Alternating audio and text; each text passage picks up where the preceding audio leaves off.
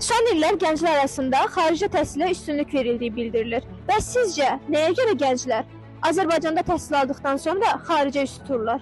Nəyə görə gənclər təhsil aldıqdan sonra ölkəni tərk edirlər? Sizcə bunun səbəbi nədir? Fikirlərinizi bölüşə bilərsiniz? Mən deməzdim əksəriyyət tərk edir.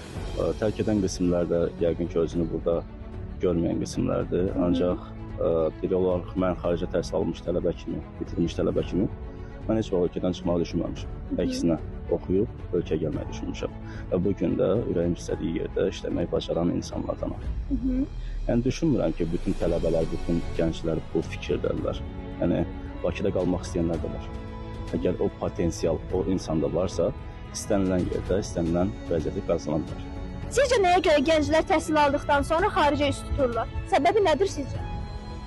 Məncə səbəbi iş ola bilər. Çünki iş az, maaş az, dəyər yox.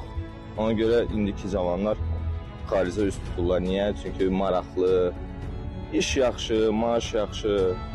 Nəyə görə sizcə insanlar Azərbaycanda təhsil aldıqdan sonra xaricə üst tuturlar? Fikirlərinizi bölüşə bilərsiniz? Bəli, çünki Azərbaycanda təhsil aşağı səviyyədədir. Yəni burada daha çox yüksək yerlərə gəlmək olmur. Mən elə özüm də getmək istəyirəm. Hansı ölkəyə getmək istəyirsiniz? Amerika məsələn ən yaxşısıdır.